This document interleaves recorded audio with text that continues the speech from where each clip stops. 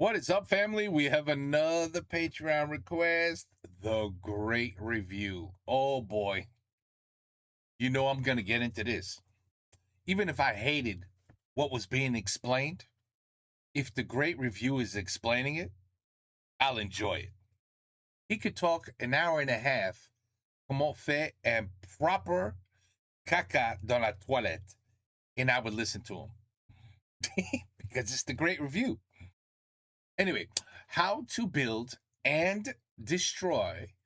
Comment on construit et détruit la plus grande franchise. I don't know how to say franchise in French. Dans l'Ouest. Okay, let's go. Looks like Call of Duty. 126 actual. Target is in the main house. Best game Have ever. executed authority. By the way, I'm one of those weird people. Well, I don't know if I'm weird, but I'm one of those people that I prefer the solo story mode of Call of Duty. I prefer that 100 times more than, mass multiplayer online with all people running around killing each other. No, I love the storyline of Call of Duty. Bravo 6. Going dark.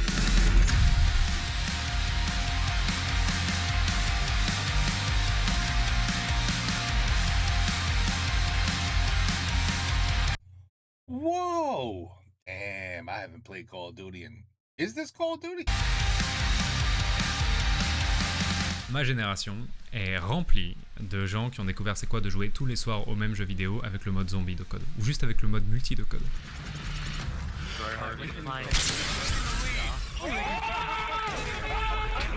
Elle est aussi remplie de gens qui ont découvert c'est quoi de suivre une star et un influenceur sur internet avec les 30 000 youtubeurs qui ont émergé sur Call of Duty. Salut à tous et à toutes, c'est Diablo X9. Oh, Elle est aussi remplie de gens qui s'intéressent encore à l'e-sport aujourd'hui et qui bossent encore dans l'e-sport aujourd'hui, j'en connais pas mal, parce qu'ils ont commencé à suivre les stars et les équipes qui se sont créées sur COD. Et l'histoire de COD, qui est quand même la série qui va définir c'est quoi un FPS moderne, est passionnante, et elle contient des entreprises qui pèsent des milliards et qui se mettent des coups de couteau dans le dos l'une à l'autre. Elle contient des petites équipes de développement que personne connaît et qui vont changer le monde. Et étonnamment, elle commence avec un petit groupe de développeurs anglais perdus dans la campagne qui sont en train de travailler pour Nintendo. Pourquoi est-ce que Nintendo, au beau milieu des années 90, irait demander à un studio anglais et non pas japonais de lui faire un jeu ? C'est parce que ce studio anglais a fait un truc qu'ils avaient absolument pas le droit de faire. Ils ont reconstruit un dev kit. Un dev kit, c'est une machine dont tu as besoin pour développer des jeux sur une console. Ça fonctionne comme la console, sauf que ça se branche sur ton ordinateur et ça accepte de faire tourner des bouts de jeux qui sont pas finis. Donc le niveau que tu as passé la matinée à faire, tu peux l'envoyer sur le dev kit et voir comment il tournerait sur Wii par exemple. Il y a des dev kits qui ressemblent à la console, comme la 360, et il y a des dev kits qui ressemblent pas du tout, comme la Wii. Mais dans tous les cas, ils sont secrets et très bien protégés. Tu peux pas mettre la main sur un dev kit comme ça, tu dois avoir l'accord du constructeur, tu dois signer un contrat, t'engager à ne pas en parler, t'engager à le garder dans un coffre-fort pour qu'on te le vole pas. Pourquoi à votre avis ? Parce que les constructeurs veulent surveiller qui peut faire des jeux sur leur console. Imaginez Nintendo, ça fait 30 ans qu'ils essayent de convaincre tout le monde qu'ils sont Unlike Atari. familiaux et colorés, et ils apprennent un beau jour que quelqu'un a fait sur la Switch un jeu qui est horrible et qui traumatise les enfants. Même s'ils obtiennent que les ventes du jeu s'arrêtent, c'est trop tard, les copies sont dans la nature, le mal est fait. Ouais. Bref, ces machines qui sont si précieuses et si secrètes, il y a une petite team de développeurs anglais qui s'apprête à en construire une sans l'accord de Nintendo.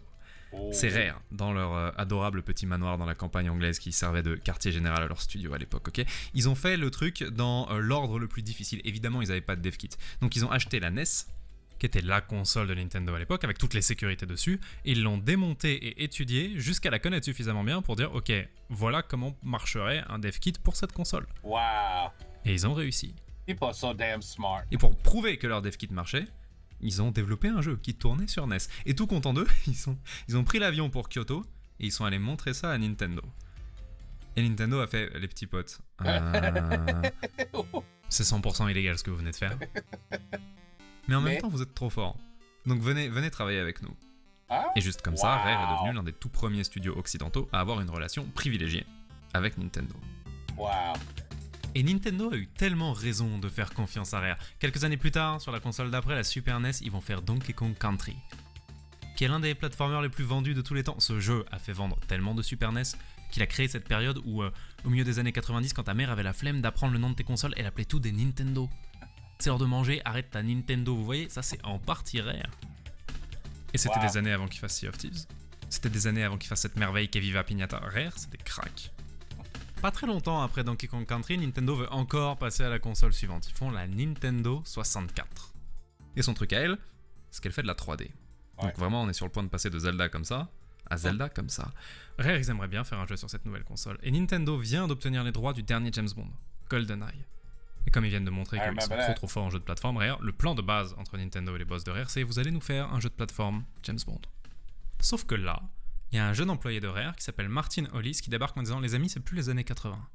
C'est la première fois qu'on peut travailler sur une console qui fait de la 3D. On a une série prestigieuse comme James Bond, vous voulez faire un jeu de plateforme, c'est hors de question. Puis surtout, je sais pas si vous avez suivi l'actualité du jeu vidéo ces dernières années, mais un an avant qu'on sorte Donkey Kong Country, il y a un studio qui s'appelle id Software qui a sorti Doom. Et ce nouveau style là où tu vois la première personne et tu peux tirer sur des gens, tout le monde veut ça. Oui. Tout le monde s'arrache ça. C'est ça qu'on doit faire. Si vous voulez savoir comment id Software a convaincu le monde que en fait, le FPS ça pouvait être un genre majeur du jeu vidéo, j'ai fait une vidéo qui sert de préquel à cette vidéo sur la chaîne de MGG. Les patrons chez Rare sont du genre à laisser expérimenter et Nintendo, ils sont à 10 000 km de la campagne du Gloucestershire et ils en ont pas grand chose à carrer de James Bond. Et donc, Martin et son équipe obtiennent l'autorisation. Et donc, un petit groupe composé que de débutants qui n'ont jamais fait de jeu avant chez Rare commence à développer ce qui va être le premier grand FPS console. I remember this one. Yeah, I remember this. Et maintenant, c'est à eux de trouver comment on fait pour jouer à un FPS à la manette, ce qui n'a pas vraiment été fait avant. Ça aide pas que la manette de N64 soit cette abomination. À choisir, il y a un seul joystick. Donc à choisir, vous préféreriez viser avec le joystick, mais vous devez bouger avec les flèches directionnelles, ou l'inverse. Vous bougez au joystick, mais vous devez viser à la flèche directionnelle. Parce qu'il va falloir faire un de ces deux choix si vous voulez jouer à GoldenEye. Les devs de Rare ont compris sitôt qu'il fallait en fait avoir deux joysticks sur la même manette pour jouer confortablement à un FPS sur console, qu'ils ont créé la config double manette où tu peux brancher deux manettes de N64 et utiliser les deux joysticks en même temps. Ça marche, hein, t'as juste l'air extrêmement bête. Yeah, I would never do Maintenant that. même s'ils avaient eu une bonne manette avec deux joysticks, il restait un énorme problème qui est que tu peux pas faire au joystick ce que tu peux faire à la souris. Ok, Doom et Quake, les jeux d'id Software, c'est des jeux qui vont à 1000 à l'heure. Il faut pouvoir regarder en haut, derrière, en bas en une fraction de seconde, il faut pouvoir regarder à ses pieds, tirer, faire une explosion, se propulser, aller chercher un objet, il faut pouvoir faire un flic, se retourner, c'est absolument injouable à la manette. Il n'y a pas cette nervosité sur un joystick. Ils ne concurrenceront jamais id Software en nervosité. Alors qu'est-ce qu'ils font ? D'abord, ils rendent les balles plus brillantes. C'est vrai, vous voyez ces posters ? Les balles brillent parce qu'on veut que vous voyez vraiment qui se fait tirer dessus, alors que dans la vraie vie, les balles, ça ne brille pas. Hein. Dans le jeu, c'est pareil. On voit vraiment quand on se fait tirer dessus, on voit quand on tire sur les gens, c'est tout bête, mais rend les balles brillantes et ça donne un côté fusillade de fou. C'est la même technique qu'au cinéma. Et on entend les balles ricocher contre les murs quand elles frappent du métal, ce qui est un niveau d'attention aux détails qu'on n'avait jamais vu avant, parce qu'ils ont passé un an sur ces bruits. Il y a entre 7 et 9 sons qui se superposent à chaque fois qu'une arme tire, et vous, ça vous fait vous dire « Oh, mais ça fait extrêmement vrai !» Et les ennemis font des grands bonds exagérés en arrière, très cinématiques quand ils prennent une balle. Et les missions vous demande pas juste de tirer des gens, on vous envoie avec une raison, il faut saboter un truc, il faut voler un document. Et les niveaux sont pas juste des couloirs marrons, c'est des endroits que vous avez vus dans les films. Et on vous fait faire des trucs que James Bond ferait, percer un mur avec une montre laser, conduire un tank, vous commencez à voir ce qu'ils essayent de faire. Ils jouent pas principalement sur la nervosité, ils jouent principalement sur l'immersion. Et franchement, quand on t'envoie sur une frégate pour libérer des otages et que tu cours dans les cursives avec la musique du film qui joue à fond, ce n'est vraiment pas gênant de pas avoir la nervosité d'une souris.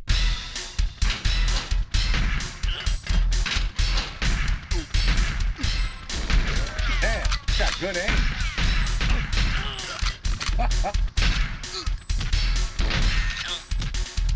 Et ça marche extrêmement bien, et GoldenEye se vend par millions, et après avoir fait le troisième jeu le mieux vendu de l'histoire de la Super Nintendo, Rare fait le troisième jeu le mieux vendu de l'histoire de la Nintendo 64. Et donc, qui a amené le FPS sur console ? Ce n'est pas Sony, ce n'est pas Microsoft, ce n'est pas Activision, c'est Nintendo, en commandant GoldenEye à Rare. L'histoire est déjà improbable de base, mais c'est sur le point de devenir encore plus bizarre. Au fur et à mesure que GoldenEye devient un classique, il se répand dans des millions de foyers. Et un jour, un après-midi, il y a un gosse de 12 ans en train de jouer à GoldenEye dans son salle. Sauf que ce gosse s'appelle Max Spielberg. Et au même moment, il y a son père, Steven Spielberg, qui débarque dans le salon et qui s'avachit sur le canapé et qui regarde son fils. Bon, je me dis, au cas où Steven est un réalisateur de cinéma qui a fait d'autres trucs plutôt célèbres, il a fait beaucoup de... C'est devenu évident pour tout le monde. C'était le cas des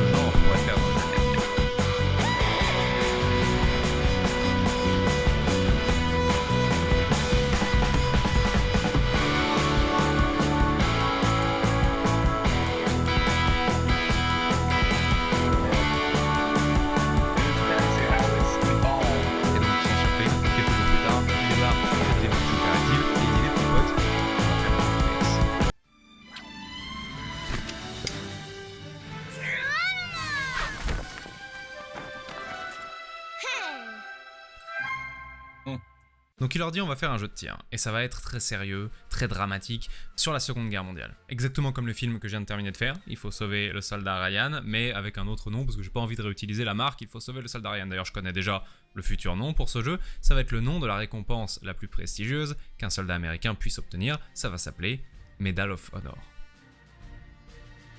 Medal of Honor, voilà un nom qui rend tout un tas de gens extrêmement nostalgiques. Les jeux de guerre à la Call of Duty ont commencé avec cette franchise. Et ça se voit à l'époque que Spielberg a vraiment été impressionné par GoldenEye. On bouge comme dans GoldenEye, on tire comme dans GoldenEye. Le problème est qu'au lieu de sortir sur la jolie Nintendo 64, Medal of Honor sort sur PlayStation 1, qui est genre au moins 2 ans plus vieille, qui peut pas faire exactement les mêmes choses. Le jeu est pas capable d'afficher quoi que ce soit à plus de 4 mètres.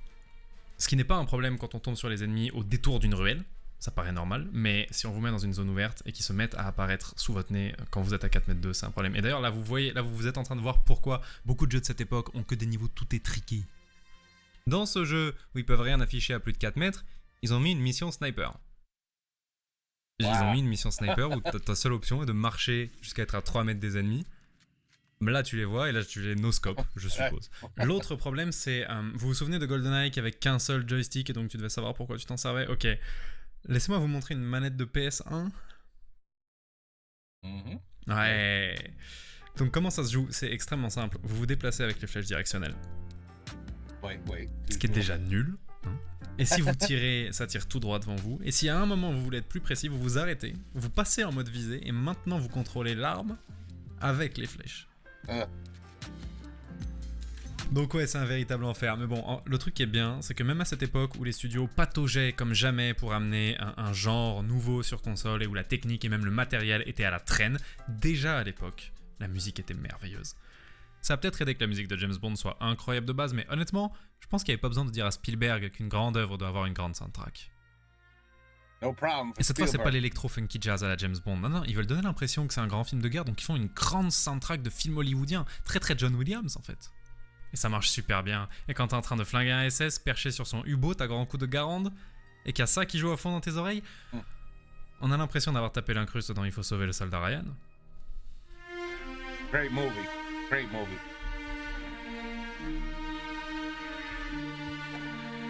Ha.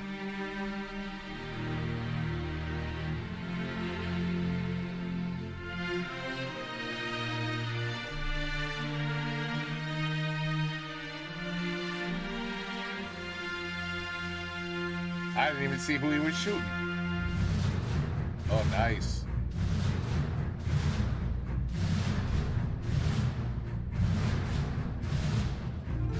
You know what's amazing is back in these days we were playing this like these graphics are amazing.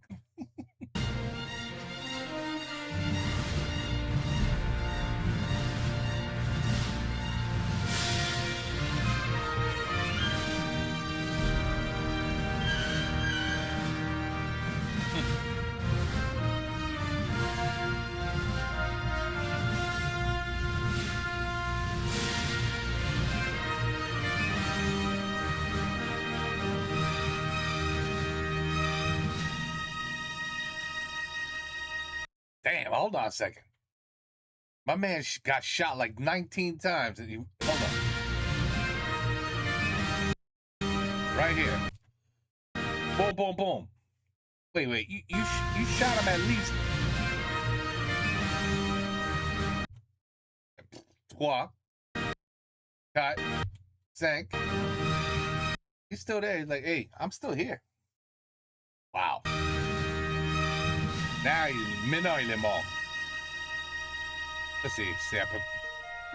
Must have had a bulletproof vest on.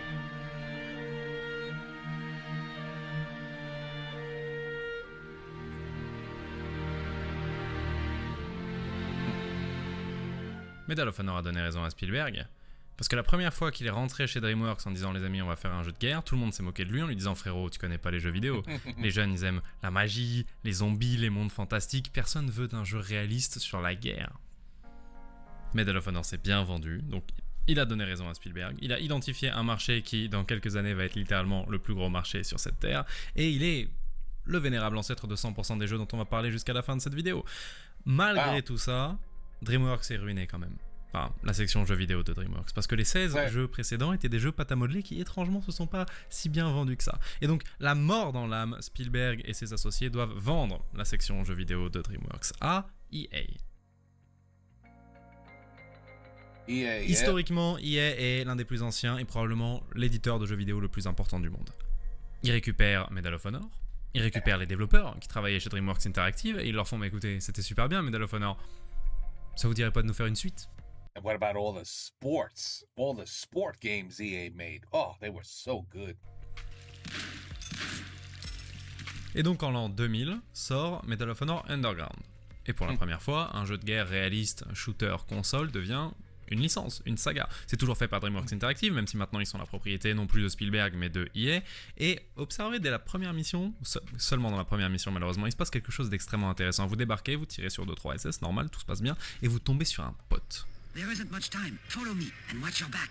Militia are everywhere. Ça va changer la donne parce que jusque-là on avait compris qu'il fallait faire attention aux environnements, faire attention au niveau, soigner les sons, soigner les images, soigner les décors pour essayer de donner quelque chose de cinématique, mais il y a un truc qu'ils n'ont pas encore fait, Medal of Honor, c'est créer un moment. Genre vraiment aligner l'image, le son, le scénario pour créer un instant vraiment cinématique. C'est extrêmement dur à faire dans un jeu vidéo. J'ai une vidéo entière de 45 minutes juste sur à quel point c'est dur à faire ça. Et là, vous vous attachez à lui, vous faites toute la mission avec lui, vous le couvrez quand il est en train d'ouvrir une porte et qu'il met 20 minutes et qu'il y a 30 nazis qui arrivent dans le couloir. Et à la fin, vous trouvez le camion. Et Jack monte dedans. Et le camion explose. Et au moment où vous comprenez que votre pote est mort, là, la musique dramatique se lance. What? À cet instant, c'est sûr que les développeurs de DreamWorks Interactive, messed up. ils ont compris c'est quoi leur job. Dans une campagne, leur job, c'est de créer des instants dont les joueurs vont se souvenir. Bon, il y a deux petits problèmes. D'abord, ils vont plus jamais le faire jusqu'à la fin du jeu. Ils s'étaient vraiment déterrés que pour la première mission. Et deuxièmement, ils s'y sont pris beaucoup trop tard pour leur moment dramatique. C'est-à-dire que la fin du niveau est 2 mètres plus loin. Donc la musique dramatique se lance. Vous avancez de 2 mètres et c'est fini.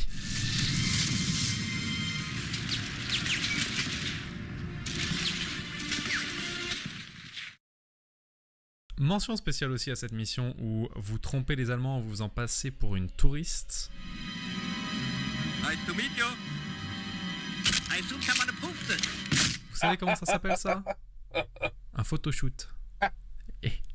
Bref, Medal of Honor se vend bien. Commence à y avoir des fans un petit peu partout sur Terre. Et là, EA se sent assez en confiance pour dire écoutez les potes, 90% des joueurs de FPS sont toujours sur PC. Ça vous dirait pas qu'on aille les chercher? On est capable de faire des jeux assez bons pour convaincre les gens d'y jouer alors qu'ils sont avec des manettes qui sont pas faits pour. On doit pouvoir s'en sortir si on va sur PC. Mais faut faire les choses bien. On va pas juste prendre un Medal of Honor qui existe déjà et le porter sur PC. On va demander à un studio de nous faire spécifiquement un Medal of Honor pour PC. Et comme on est EA, on a plein d'argent, on est respectable, on va aller voir les meilleurs. On va demander à id Software de nous le faire.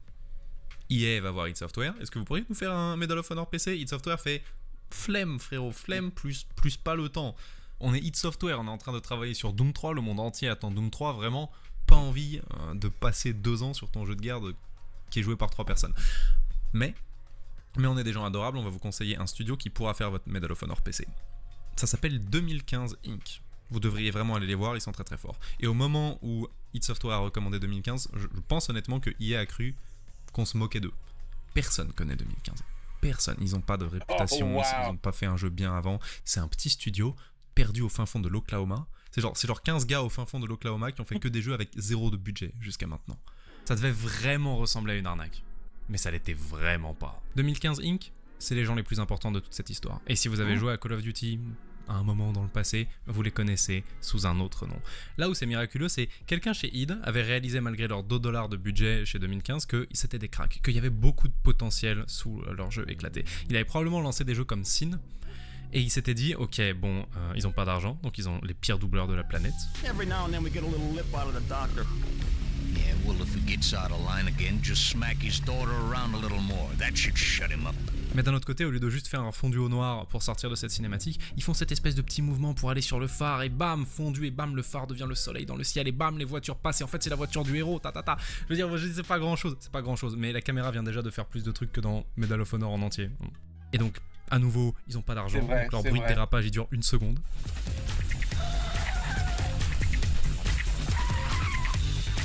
Mais ils ont tout un tas de petites astuces rigolotes, genre ça coûte pas cher de couper les lumières dans un niveau et de te mettre une arbalète luminescente entre les mains, ça fait des trucs jolis. Ils ont tous ces petits trucs qui ont fait se dire à quelqu'un chez id, ok, ils ont pas une thune, mais ils ont le sens du spectacle. Et miraculeusement, EA a écouté les recommandations de id. Et donc pour la première fois de leur histoire, les gars de chez 2015, ils ont de l'argent, ils ont une vraie commande, et ils doivent faire un Medal of Honor pour PC. Et ce jeu qu'ils vont faire là est la raison pour laquelle vous avez Code en fait. Wow. Love his stories. Wow.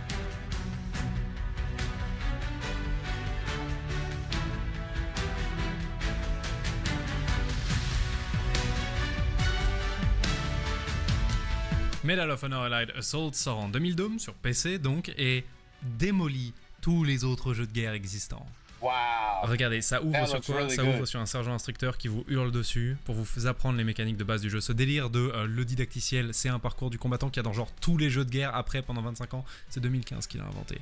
Le début, la première image de la première mission, c'est quoi? Est-ce qu'on vous largue au début d'un niveau sur une route comme dans tous les jeux qui sont avant? Non, non, non. On vous met à l'arrière d'un camion avec cet angle sur vos potes, parfaitement cadré pour faire comprendre que vous êtes avec une unité et vous essayez de passer incognito derrière les lignes ennemies. Et après, la caméra se retourne avec parfaitement le bon angle pour réaliser que les Allemands vous ont grillé et pour voir ce mec avec ce lance-roquette qui fume la moitié de ton unité.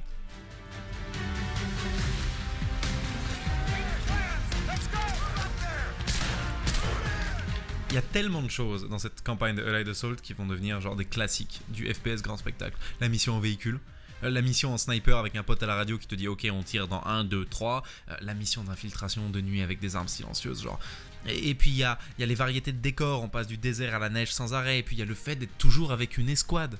Ça ne fait pas vrai d'être tout seul contre 12 000 Allemands, et donc pour la première fois il y a toujours une escouade. C'est aussi à ça que sert le premier angle au début de la toute première mission, il y a des gens autour de toi. Aussi la quantité de références à Il faut sauver le soldat Ryan qu'il y a dans cette campagne, c'est une dinguerie. Ces gens sont plus fans de Spielberg que les mecs qui bossaient pour Spielberg. Bref, de toute évidence 2015 a compris qu'ils étaient là pour faire du cinéma et qu'il n'y avait aucune raison de s'arrêter pour quoi que ce soit. Ils peuvent prendre n'importe quel angle, ils peuvent te mettre dans n'importe quelle situation, ils peuvent enlever les ennemis.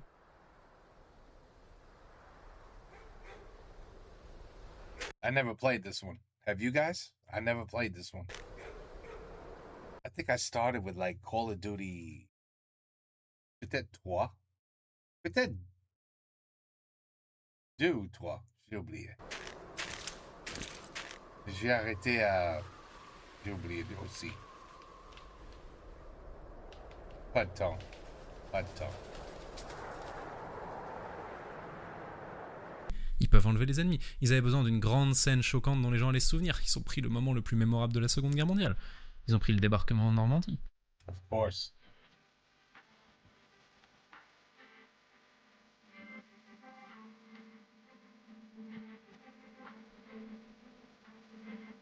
Look at that. Et vous arrivez sur la plage, et vous courez d'une protection à l'autre, et vous aidez le docteur à tirer les blessés, et vous rejoignez votre capitaine, et vous vous battez avec personne. Il s'est écoulé à peu près 5 minutes au moment où vous tirez la première balle dans cette mission. En temps normal, dans un Medal of Honor, la moyenne avant de tomber sur un ennemi, c'est 10 secondes. Là, il s'est écoulé 5 minutes. Et 2015, on n'a rien à carrer. Ils sont en train de faire du cinéma. Ils savent que ça va plaire. Ils ont évidemment raison. Les ventes de Medal of Honor Allied Assault sont dingues. Le jeu perce pour de vrai. I think I did see. I think I did play that game. That scene right there. I recall that scene in the game. Et là, EA fait quelque chose de stupide. EA les abandonne. EA débarque en disant merci beaucoup d'avoir fait de notre série un hit. Maintenant, on va tout développer en interne et vous n'allez plus avoir de travail. Même les extensions pour Allied Assault que vous venez de faire, on va les faire en interne. That's wrong, man. That's wrong. On va tout confier aux gens qui travaillaient chez DreamWorks Interactive avant et qu'on a recruté, les gens qui ont fait Medal of Honor 1 et le deuxième. Ils vont tout faire, ils vont faire les suites, ils vont faire les DLC, vous avez plus de travail, dommage. Et je comprends qu'EA, ils sont pas là pour devenir potes avec des gens, que c'est le business, que c'est le monde des affaires, mais c'était profondément stupide.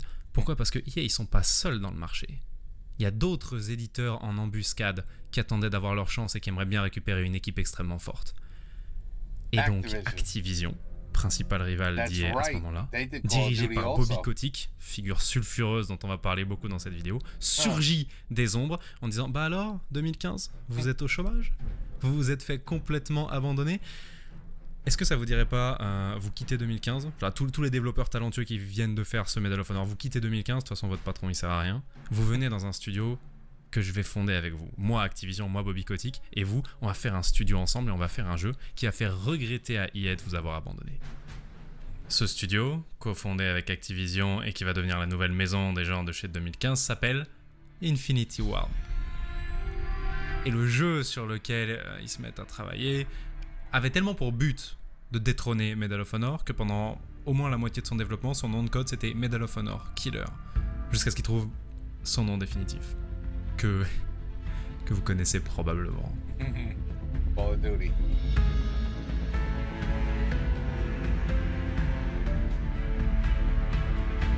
Nice.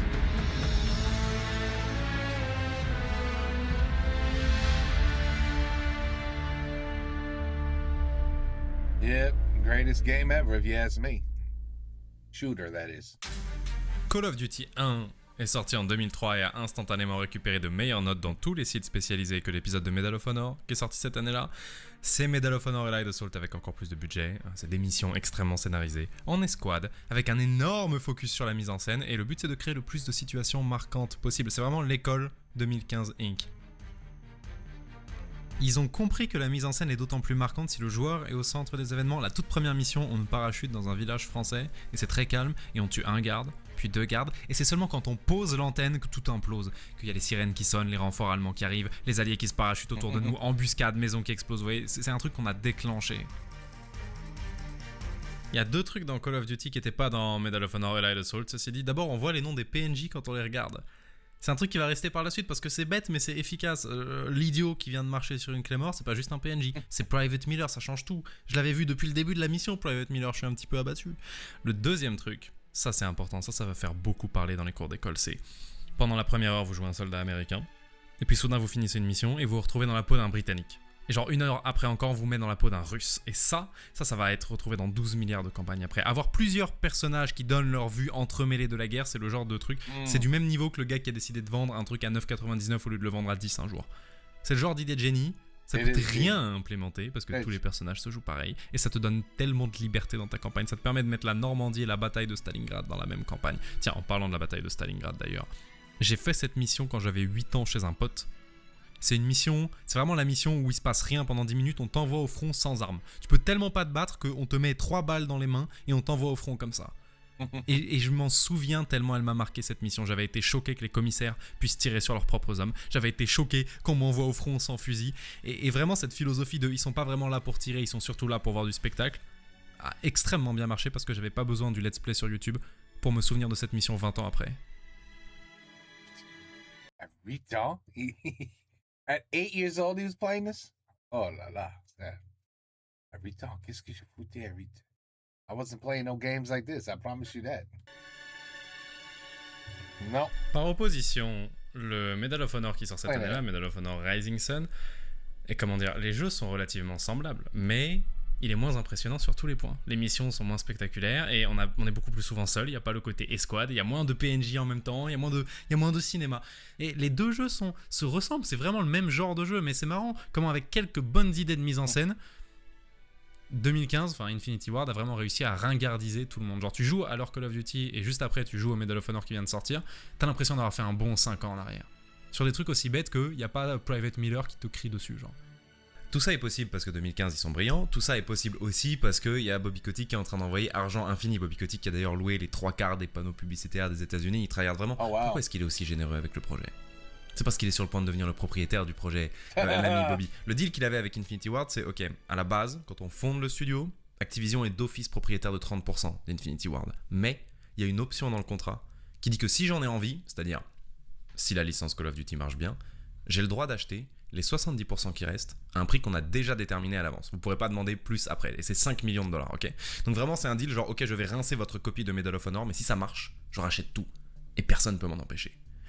Le lendemain de la sortie de Call of Duty, il faut reconnaître à Bobby Kotick qu'il a vraiment le nez pour ça, le sens des affaires. Il n'a pas besoin d'attendre les chiffres de vente, il n'a pas besoin d'attendre les résultats des tests.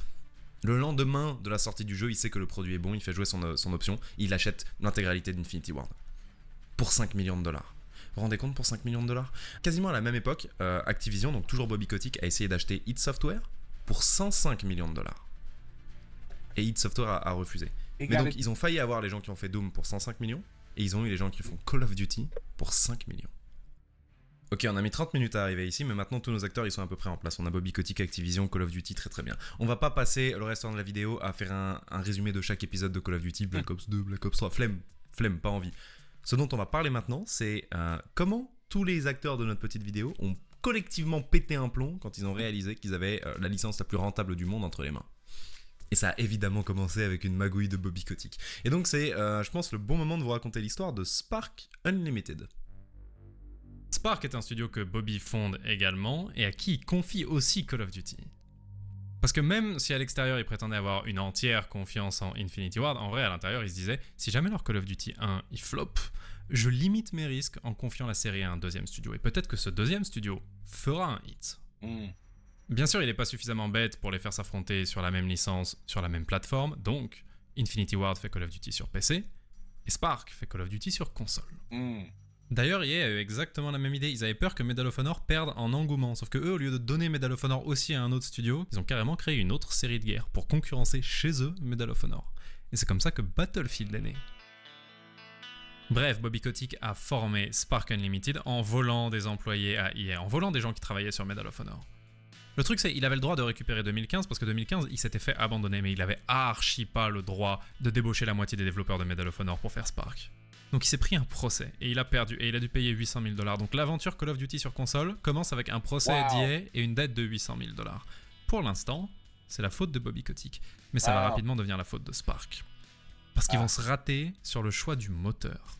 Le moteur c'est trop important, c'est le logiciel sur lequel on fait le jeu. Vous l'ouvrez et vous commencez à disposer les arbres, les bâtiments, le terrain, vous donnez forme à votre jeu. Tout le monde doit choisir un moteur quand il fait un jeu. Parce que l'alternative c'est coder les principes de base de la physique de zéro. Si vous voulez faire un dessin sur ordinateur, est-ce que vous préférez lancer un logiciel comme Photoshop ou est-ce que vous préférez passer 4 ans à développer de zéro un logiciel qui comprend c'est quoi un pinceau, genre ou de la couleur? Vous préférez lancer Photoshop. Évidemment, vous préférez lancer Photoshop. C'est pareil pour les gens qui font des jeux vidéo. Tout le monde préfère lancer un logiciel et pouvoir directement mettre des arbres dedans et des cailloux dedans et commencer à écrire des quêtes plutôt que de passer 4 ans à développer un truc qui comprend c'est quoi les trucs de base comme la lumière ou la gravité. Malheureusement, Spark Unlimited avait choisi pour stocker tous ces objets une base de données qui marchait pas du tout, qui n'était pas du tout compatible avec le moteur qu'ils utilisaient pour faire le jeu. Et donc ce qui se passait, c'est qu'à chaque fois qu'ils voulaient rajouter un asset dans le jeu, à chaque fois qu'ils voulaient rajouter un objet, genre une pierre, l'ordi bloquait et chargeait pendant une semaine. Il fallait garder l'ordinateur allumé une semaine pour qu'il accepte d'importer l'objet. Donc un arbre, paf, une semaine. Un buisson, une semaine. Et c'était impossible de travailler dans ces conditions. Impossible. Ouais, bien sûr. Maintenant, quand il t'arrive ce genre de problème, généralement, ce que tu fais, c'est tu appelles les gens qui ont conçu le moteur et ils font une espèce d'assistance technique. C'est compliqué à utiliser les moteurs. Tu as souvent besoin d'appeler les gens qui l'ont fait pour au secours, le moteur met une semaine à accepter que je rajoute un arbre. Qu'est-ce que je peux faire? Là où les déboires de Spark Unlimited passent de un peu triste à franchement hilarant, c'est que la boîte qui avait fait ce moteur s'appelle Criterion. Et Criterion, ils ont été rachetés 3 semaines plus tôt par EA. Est-ce qu'EA a acheté Criterion juste pour embêter Infinity Ward? Probablement que non. C'était une grosse boîte respectée, son moteur était utilisé par plein de gens. Est-ce que ça leur a quand même fait extrêmement plaisir d'entuber Bobby au passage? Oui. Oh oui. Oui. Et donc un beau jour, il y a Activision qui appelle Spark Unlimited et qui dit les amis, on est à 6 mois de la sortie du jeu, vous en êtes où? Et Spark Unlimited fait, on a un niveau. Un niveau. Et là Bobby fait, comment ça, un niveau? Et Spark répond, bah vous voyez, dans la campagne, c'était prévu qu'il y ait 15 niveaux, et pour l'instant, on en a un qui est terminé. 6 mois. Activision, ils passent en mode sauvetage. Ils envoient une dizaine d'ingénieurs à eux chez Spark pour essayer de comprendre comment marche le moteur. Ils vont voir des studios qui leur appartiennent en leur disant, vous bossez sur quoi en ce moment? Jedi Academy? Non, maintenant vous faites des niveaux pour le nouveau Call of Duty. Et ils repoussent le jeu d'1 an. Et en 2004, Finest Hour sort et il est médiocre, il est pas très bon, mais il est pas horrible et ils ont évité de justesse la catastrophe. Et évidemment, Activision dit à Spark, les potes, on va plus jamais bosser ensemble, vous êtes bien sympa, mais je vous reprends la saga Call of Duty. Et Spark dit, tu t'étais engagé à nous financer 3 jeux. Et si tu nous finances pas 3 jeux Call of Duty, on va porter plainte. Le truc c'est, Activision n'est pas vraiment une entreprise du genre à se laisser faire comme ça. Vous avez déjà bossé avec quelqu'un en vous disant, il est vraiment nul, c'est une fraude? Activision a fait la version officielle de ça à Spark Unlimited. Ils ont porté plainte pour fraude contre Spark Unlimited et ils ont débarqué devant un juge en disant on a engagé ces gens parce qu'ils nous avaient dit qu'ils savaient faire des jeux vidéo et de toute évidence ils savaient pas. Et si vous pensez qu'Activision était en colère contre Spark, c'était rien à côté de la colère d'Infinity Ward, qui était en train de parier leur futur sur cette série Call of Duty, et qui était pas très content de voir une bande d'amateurs abîmer la réputation de la série d'entrée.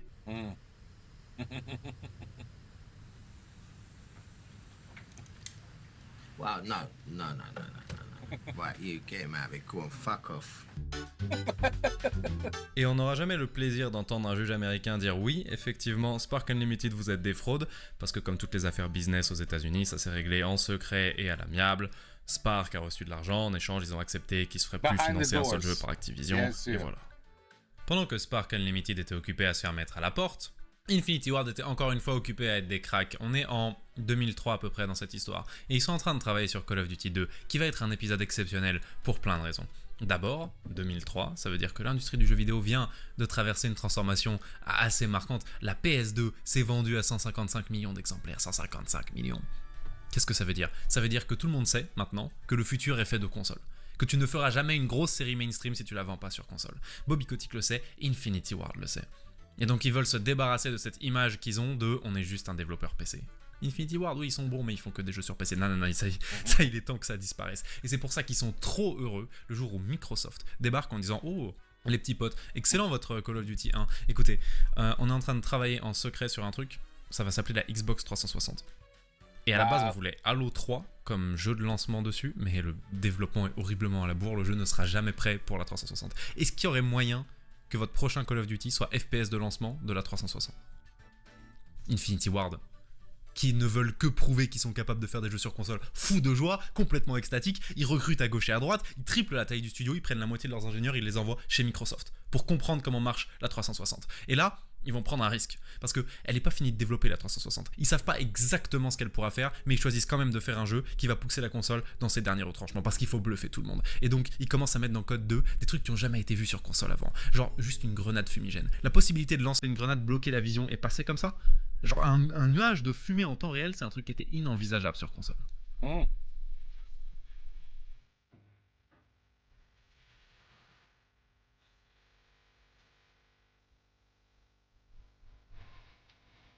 Mais c'est aussi des niveaux suffisamment grands pour que vous puissiez choisir entre attaquer à gauche ou à droite, prendre ce bâtiment ou celui-là, au lieu d'avoir que des couloirs. Il n'y avait que des couloirs jusqu'à maintenant sur console, ça aussi c'était jamais vu. Bref, Infinity Ward travaille comme des débiles, à raison de 18 heures par jour, et Code 2 est prêt à temps pour le lancement de la 360, et il est le FPS star du lancement de la console. Et quand je dis FPS star, ça veut dire que la semaine de lancement de la 3.6, 85% des gens qui ont acheté la console ont pris Call of Duty 2 avec. Il a pulvérisé, il a éteint les autres jeux de lancement. Et dans les autres jeux de lancement, il y avait Perfect Dark Zero, de Rare, Legend GoldenEye, et il y avait aussi Quake 4, id Software. Donc ça veut dire que dès leur premier pas dans le monde des consoles, Infinity Ward, ils ont éteint la vieille garde.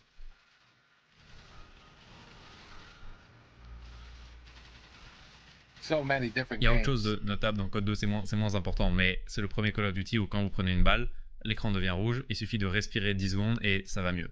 Et ça, pour le coup, c'est pas Infinity Ward qui sont des génies. Comment ils ont eu l'idée? Ils ont joué à Halo. 4 ans plus tôt, il me semble, il y a Halo 1 qui est sorti. Tout le monde a joué à Halo 1, tout le monde s'est fait tirer dessus et tout le monde a vu le shield dans Halo faire bip bip bip et remonter tout seul.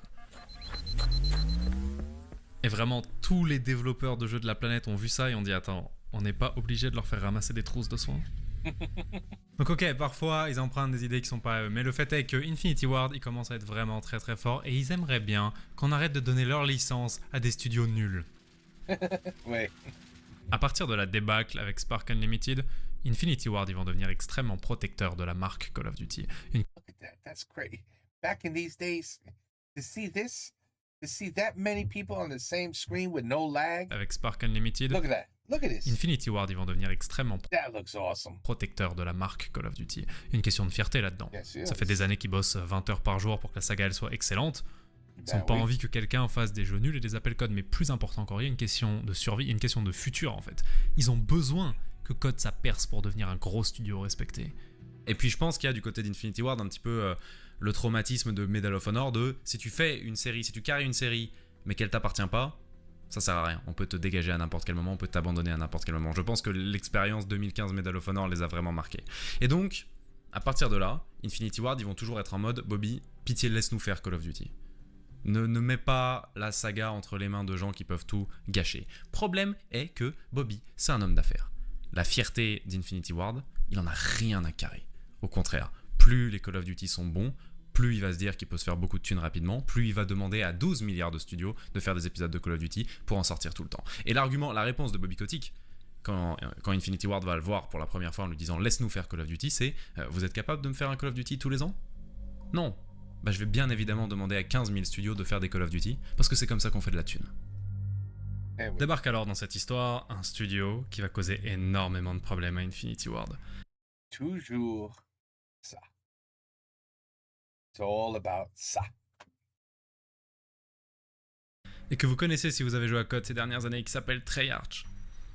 Non. Treyarch, ils sont rameutés par Kotick pour remplacer Spark Unlimited, donc Never leur job heard c'est de of faire des Treyarch. codes, un maximum de Call of Duty.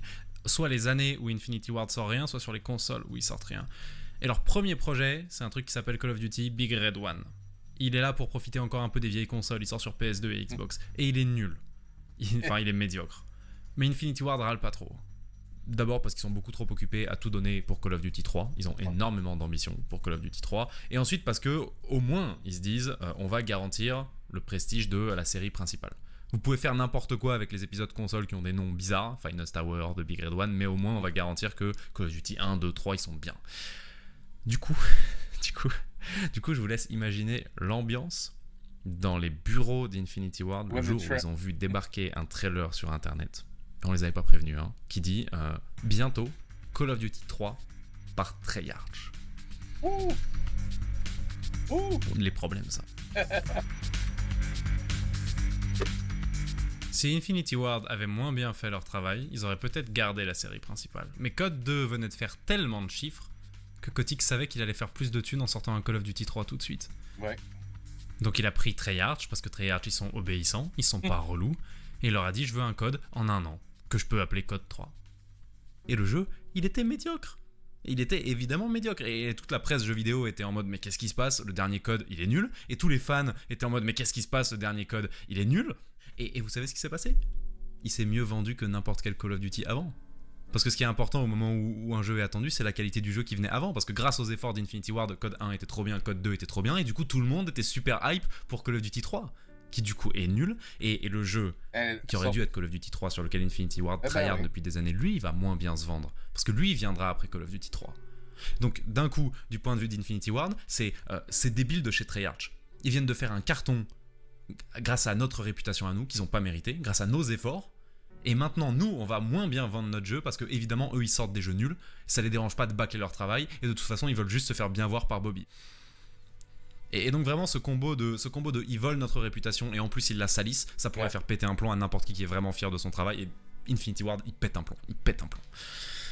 Si on veut vraiment pointer le moment où la relation entre Bobby Kotick et Infinity Ward ne peut plus jamais être réparée, où tu sais que ça va imploser quoi qu'il arrive, c'est ce moment-là. C'est quand Treyarch récupère Call of Duty 3 et Call of Duty 3 est nul. Et la première façon qu'a Infinity Ward de péter un plomb, elle est étonnamment positive. Elle les rend très très productifs. Ils se disent ok. What a story. This guy's amazing. You would never, ever, ever think all of this went on Call of Duties. You just don't think about it. What are we like? Oh, who? Oh, it's Activation? Activision did this? Oh, I didn't know that. Oh, I don't care. I'm buying it because it's Call of Duty. I have to look at it. I have to see it. I have to play it. Then I'll see, how, if it sucks, if it's great. But behind the scenes, which is what everything he's explaining, I mean, this is all information that not in a million years you would know. Did you guys know any of this? No, come on. There's no way. And you know how much research he must have had to put into this? I tell you, this is why he is who he is. The great review. On va faire un jeu. Il va être tellement bien, il va mettre tout le monde d'accord et surtout on ne confondra plus jamais avec personne. Tout le monde saura c'est qui Infinity Ward. Le prochain jeu, on va tout renverser. On s'en fout des règles. Ça va être un mélange entre Mission Impossible, un roman de Tom Clancy et un épisode de James Bond. On va leur montrer des armes qu'ils n'ont jamais vues parce qu'elles sont modernes, des véhicules qu'ils n'ont jamais vus, des endroits qu'ils n'ont jamais vus parce qu'on ne les voit pas dans la Seconde Guerre mondiale. On va leur raconter des conflits qui ne sont jamais arrivés. On n'en a plus rien à carrer. On va créer une marque à l'intérieur de la marque Call of Duty, et celle-là, personne ne pourra jamais nous l'enlever ou nous la salir, et cette marque, elle va s'appeler Modern Warfare. It was really good. Yeah, I remember this one.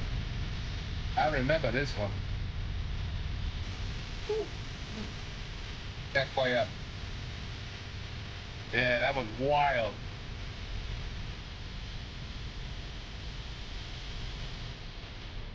Il s'agit plus de prendre Berlin ou la Normandie. Et le film de référence, c'est plus Il faut sauver le soldat Ryan, c'est Black Hawk Down. Maintenant, on arrête des catastrophes nucléaires et on attaque des paquebots de nuit. Et peu importe à quel point vous jouez parfaitement, vous vous enfuirez toujours à la dernière seconde. Parce que tout pour créer ce moment où on dirait une scène de film, mais vous participez. I remember that too. Oh, that was such a good game. That's when I used to play. Yep, I remember that shit like it's yesterday.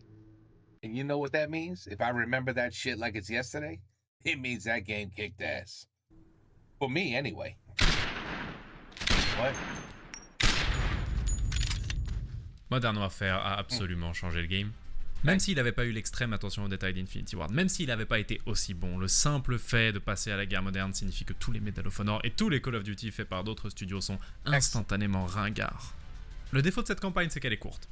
Très courte, encore plus que dans les codes précédents. Mais c'est pas très grave, parce qu'elle existe pour nous amener vers le vrai contenu.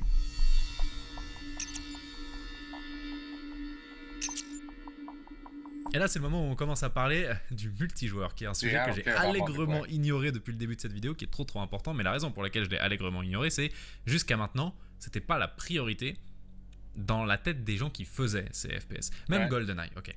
GoldenEye, la raison pour laquelle il est légendaire dans l'esprit de la moitié des Américains qui ont plus de 40 ans, c'est pas seulement parce que la campagne était bien, c'est parce qu'ils ont passé des après-midi entiers avec leurs cousins ou leurs frères en écran scindé à jouer au multijoueur de GoldenEye pour savoir qui tirait le mieux.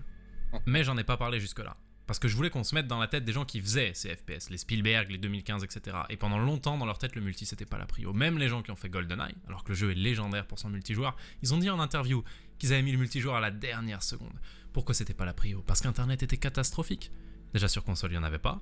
Tu pouvais savoir si t'étais meilleur que ton frère, ton cousin ou les gens de ta classe, mais c'est à peu près tout.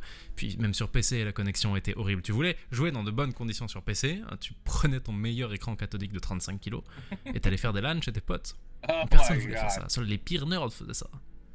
Et soudain, Infinity Ward en développant Modern Warfare 4, il réalise un truc qui est au moins aussi important à réaliser que l'époque moderne, c'est stylé, et les gens en ont marre de la Seconde Guerre mondiale. Il réalise que le Xbox Live et le PSN sont en train de se démocratiser. Et donc tous ces gens, ces dizaines de millions de personnes qui ont des consoles pour la première fois, maintenant ils vont avoir une connexion stable aussi pour la première fois.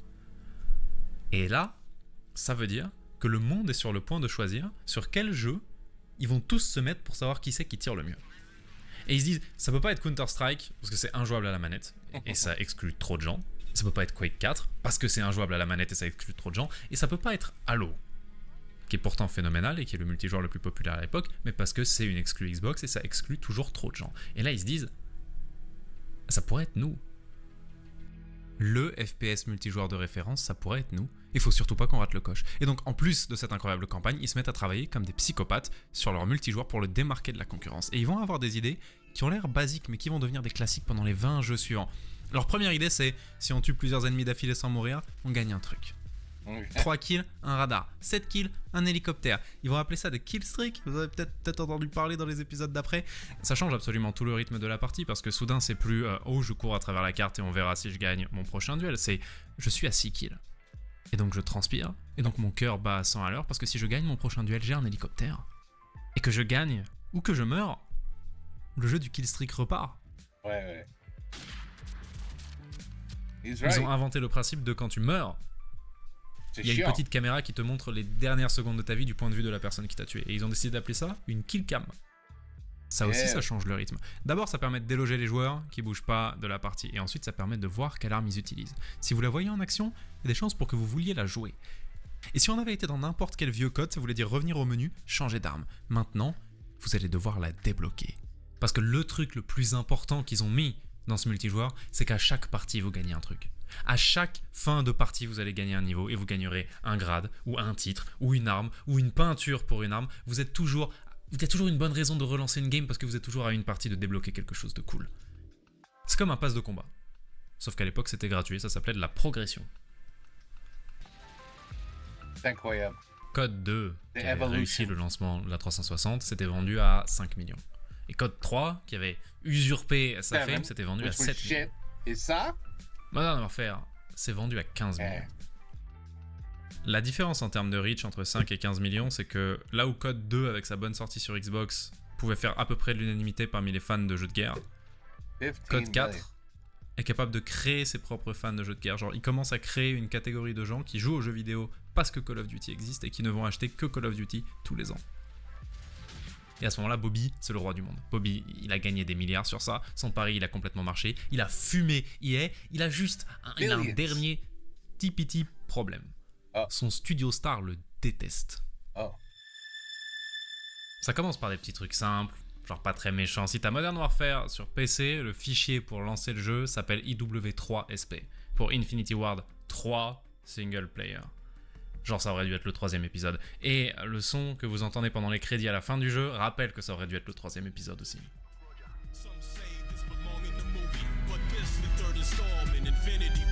C'est un peu immature, mais c'est encore bon enfant. Tu vois ça, tu te dis, ok, ils ont le seum de pas avoir eu Code 3. Ça va leur passer. Non, ça va pas leur passer. Parce que leur problème, c'est pas de pas avoir eu l'épisode 3. Leur problème, c'est que l'épisode Call of Duty 3 leur a montré que Bobby leur laissera jamais Call of Duty. Et donc, ils veulent déjà plus travailler sur Code. On est en 2007. Ils viennent de faire de Call of Duty la plus grosse licence du monde et Infinity Ward ne veut déjà plus bosser sur Code. Après Modern Warfare, ils rêvent de faire une nouvelle licence futuriste avec beaucoup plus de mouvement que dans Code.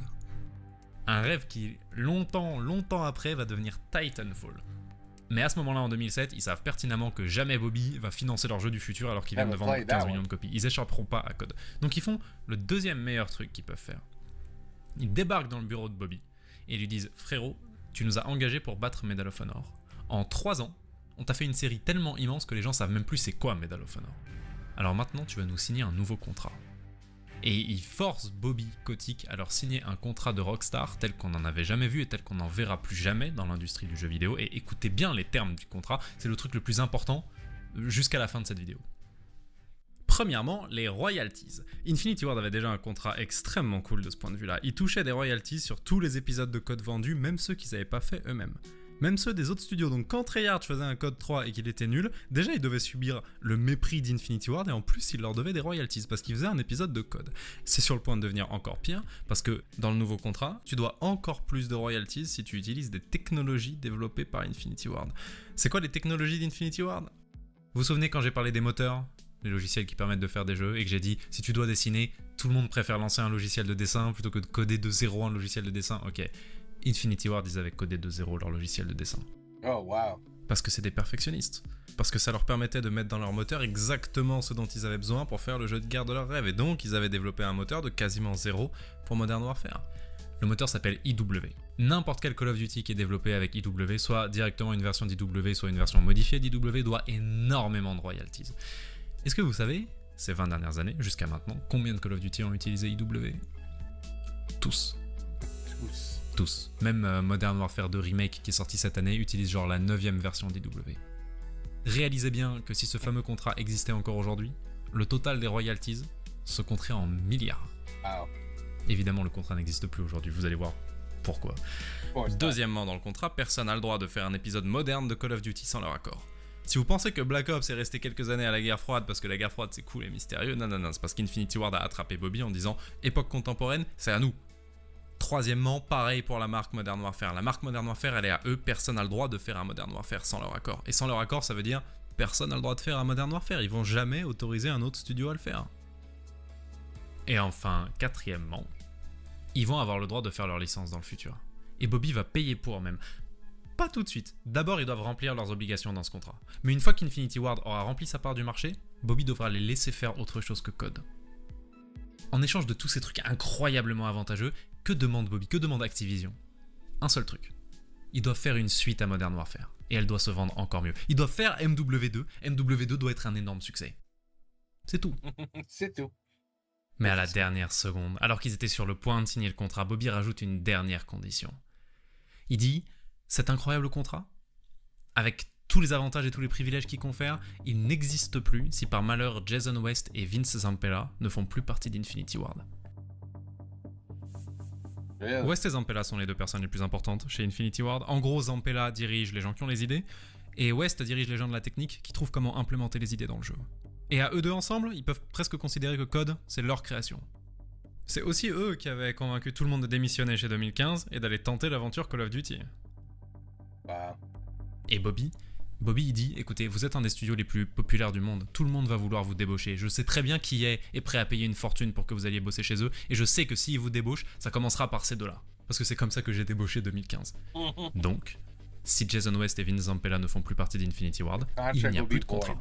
Wow. Infinity Ward accepte, le contrat est signé, tout le monde se remet au travail, tout se passe à peu près bien. Et pendant qu'Infinity Ward travaille sur MW2, Treyarch sort un jeu qui s'appelle World at War. Et le monde regarde World at War sortir avec mépris, en disant un jeu sur la Seconde Guerre mondiale en 2008. Bande de ploucs, vous êtes cru en 2006 ? C'est vachement injuste parce que c'est ce que Treyarch a fait de mieux depuis très longtemps, mais la stratégie d'Infinity Ward a trop bien marché. Tout ce qui n'est pas époque moderne à ce moment-là est ringard. Pourtant, ils ont fait une campagne extrêmement sombre, extrêmement prenante, qui continue de hanter les gens 15 ans après. Je crois que la première chose qu'on voit dans cette campagne, c'est on s'est fait capturer par les Japonais et notre pote est en train de se faire torturer. Et ça, c'est la campagne des Américains, hein, parce que la campagne russe, elle commence par vous êtes dans un charnier en train de vous faire terminer par les Allemands avec votre escouade. Et ce pan de la caméra vers le haut, avec vue sur l'aviation allemande pendant l'offensive de 42, plus musique extrêmement triste, c'est un moment typiquement World at War. Like watching a movie. Wow.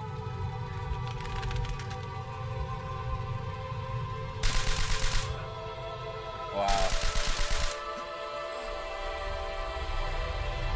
C'est vraiment une campagne qui est remplie de moments très forts et de personnages assez iconiques d'ailleurs, comme Reznov, qui est impossible à oublier et qu'on va revoir dans Black Ops d'ailleurs.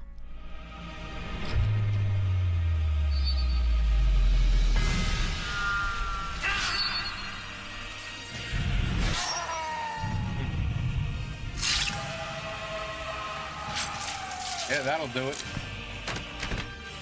Don't mess with him. You can make it, my friend. You always survive.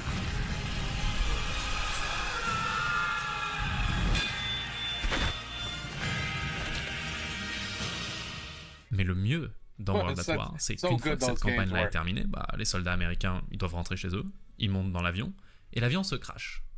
Et il se passe ça.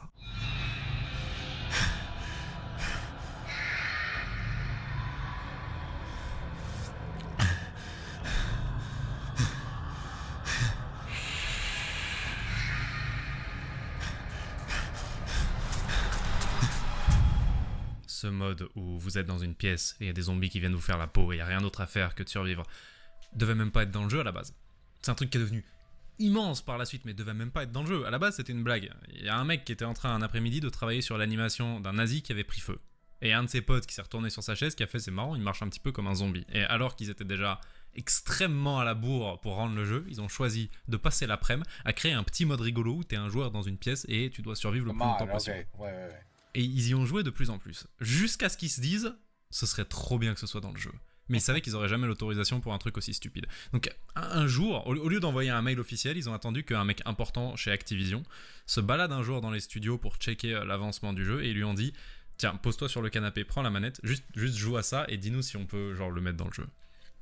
Le gars d'Activision a joué à 5 ou 6 vagues et il a fait bon, c'est stupide, mais mettez-le à la fin de la campagne, ça fera peut-être rire 3 joueurs. Et voilà. Et on s'est retrouvé avec le mode zombie. Et ben voilà. Il y a juste assez de joueurs qui l'ont bien aimé pour qu'ils aient le droit de faire une deuxième carte et de la vendre en DLC. Et comme ils avaient le droit de faire un truc un petit peu plus détaillé, ils ont mis un téléphone qui donnait un message flippant, ils ont mis des inscriptions sur les murs. Ça voulait rien dire au début, ils voulaient juste mettre un petit peu plus d'ambiance dans la map. Mais les joueurs aimaient beaucoup ça. Et ils ont commencé à se demander s'il n'y avait pas des secrets sur les maps. Et ils ont commencé à en discuter sur les forums. Et Treyarch lisait les forums. Et ils ont commencé à piocher parmi les idées des fans des trucs vraiment stylés pour transformer ça en une vraie histoire dans la 3e carte puis dans la 4e carte. Et ainsi a commencé le cycle qui va devenir énorme dans les années à venir de trouver les secrets et les histoires dans les maps de zombies. Tout le monde a oublié World at War quand même, malgré tous ces trucs stylés. Pourquoi ? Parce que, encore une fois, les pauvres gars de Treyarch, ils sont pas très forts pour sentir leur époque. Quelle est la seule chose qui est très moyenne dans World at War ? Le multi. Quelle est la seule chose que tu n'as pas le droit de rater dans l'ère après Modern Warfare ? Et ouais, le multi. Donc la majorité des fans de COD ont acheté ce jeu quand même. Il s'est bien vendu, mais personne n'est resté. Les gens ont lancé le multi, ils ont vu que c'était celui de Modern Warfare en moins bien, et ils ont dit, vous savez quoi? On attendra le prochain Infinity Ward. Ça tombe très bien. Infinity Ward, ils sont dans la phase de leur existence où décevoir, c'est impossible.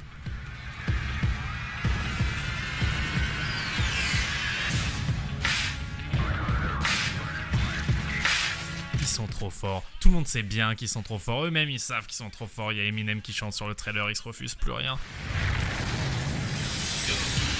Et voilà que ça se course dans les favelas, et voilà que ça fait des courses en motoneige, voilà que ça s'enfuit d'un goulag en hélicoptère. C'est la campagne où tu reprends le bureau ovale aux Russes, puis t'entends un message qui dit que l'aviation va aplatir la zone, et tu cours sur le toit de la Maison Blanche avec la musique de Hans Zimmer à fond dans les oreilles, pour activer les fumigènes verts et empêcher le bombardement. Et à ce moment-là, tu réalises quoi?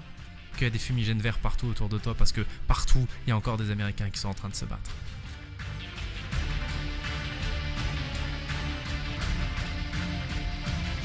J'étais probablement pas aussi exigeant à l'époque en termes de scénario, mais c'est un des premiers jeux vidéo qui m'a brisé le cœur.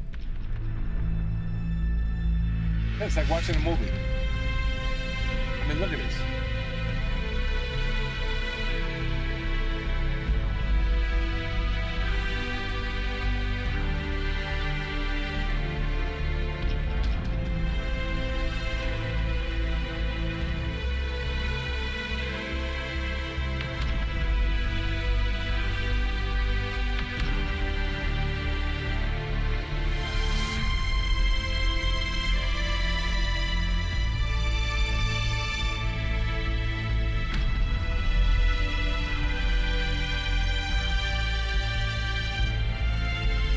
Not a care in the world.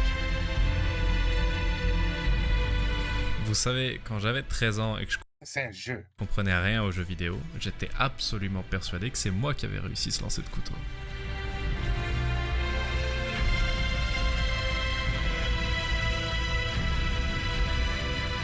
I never played this one.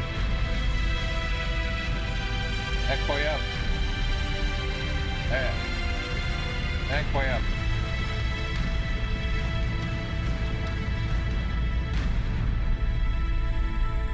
Ben dis donc. So much information. Et une fois de plus, quand tout le monde est sorti de cette campagne, ils ont réalisé que c'était pas l'élément le plus important du jeu. Le plus important, c'est qu'Infinity Ward a complètement embrassé l'époque du multijoueur. Pour la première fois de leur histoire, une partie du studio a travaillé que sur le multijoueur du début à la fin du développement. Et ça se voit. Les cartes sont encore plus belles que les environnements de la campagne, et tous les objets ont une physique. Et genre, cette brique que vous avez délogée du mur avec une grenade, vous pouvez tirer dedans, et elle bouge. Et quand vous ratez misérablement votre duel et que vous rafalez la voiture, elle explose. C'est déjà ça, et c'est un niveau de détail jamais vu avant. Vous vous souvenez des killstreaks? Ouais, tuer 7 personnes pour avoir un hélico, ok, il y en avait 3 dans Modern Warfare, il y en a 15 dans MW2. C'est à cette échelle qu'ils ont rajouté des trucs. Sans compter que dans ces 15 nouvelles killstreaks, ils ont mis la nuke.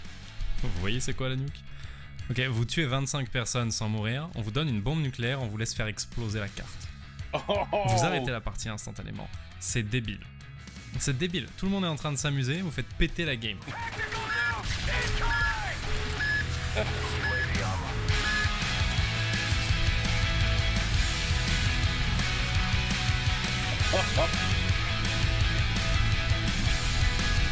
Mais en fait, c'est une idée de génie. Parce que quand tu as la nuke, tu vas en parler à tout le monde. Tu vas en parler à tes potes à l'école, tu vas en parler à tes cousins. Et si tu peux, tu vas en parler au monde entier. Et on est en 2009. Absolutely. 3-4 ans plus tôt, il y a un site qui s'appelle YouTube. Qui s'est lancé. YouTube. Wow. Et une fois que t'as impressionné toute ta classe avec ton challenge nuke, faut trouver des trucs encore plus impressionnants. Et on entre dans l'ère de celui qui va rentrer le tir le plus stupide, de celui qui va faire le meilleur score, de celui qui va trouver les meilleurs builds. Tout ça facilité par le fait qu'il y a 150 fois plus de contenu que dans MW1. Est-ce que vous savez à quel point YouTube a mis ce jeu en avant? Non, vous aurez la réponse quand je vous donnerai le nombre de copies vendues de MW2. Et personne avait demandé à Infinity Ward de faire un jeu qui était aussi parfaitement bien pensé pour YouTube dès 2009.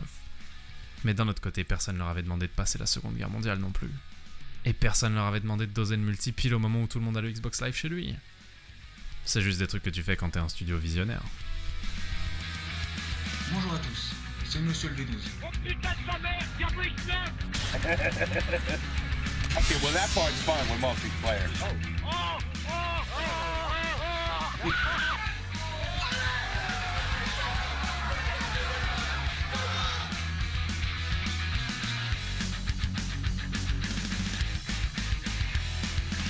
Ce jeu qui faisait tout mieux que son prédécesseur est sorti au moment où le monde entier surveillait Infinity Ward pour voir s'ils allaient répliquer l'exploit de Modern Warfare. Résultat, MW1 avait déjà bluffé tout le monde en vendant 15 millions de copies, MW2 en a vendu 30 millions. J'ai dit 30 C'est le genre de 000. chiffre qui fait que pour les I was 10 années right. suivantes, tu dois juste sortir un jeu décent pour faire plus de 10 millions de ventes. C'est le genre de chiffre qui explique qu'il y a 5 séries sur cette terre qui ont vendu plus de 400 millions de copies et Code est dedans. Alors que même FIFA y est pas. Ah. C'est le genre de truc qui fait que pour une génération entière, le jeu vidéo, c'est toi.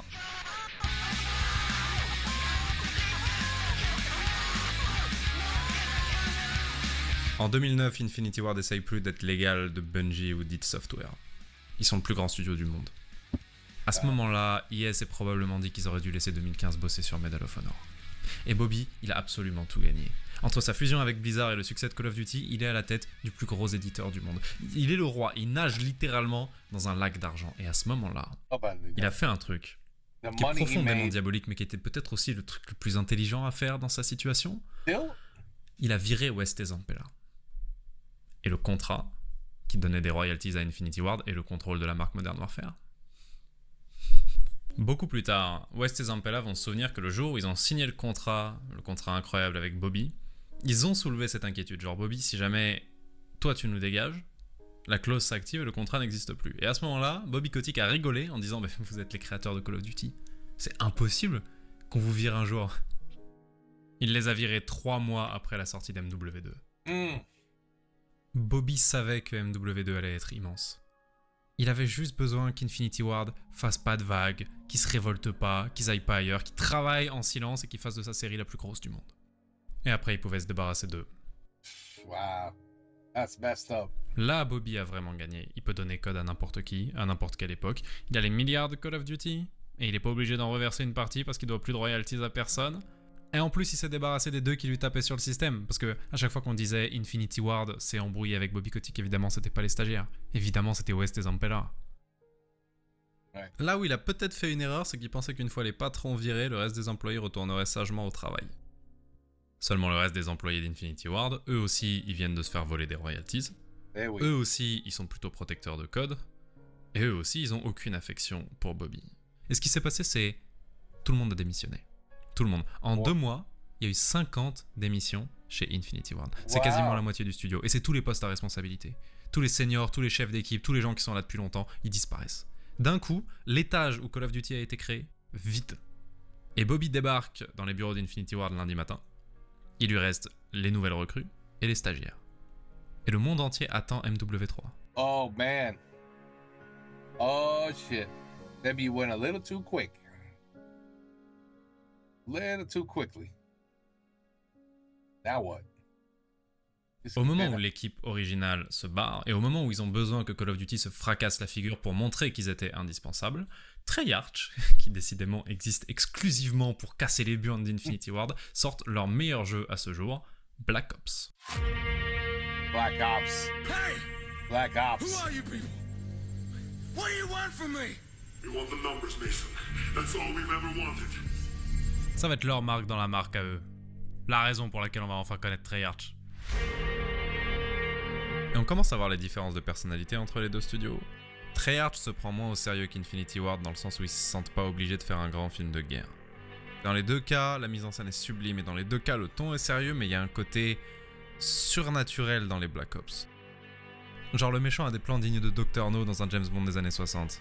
Vous voyez, il y a des armes qui n'ont aucun sens, il y a des zombies, il y a de façon générale un niveau de n'importe quoi qui est sacrément plus prononcé chez Treyarch.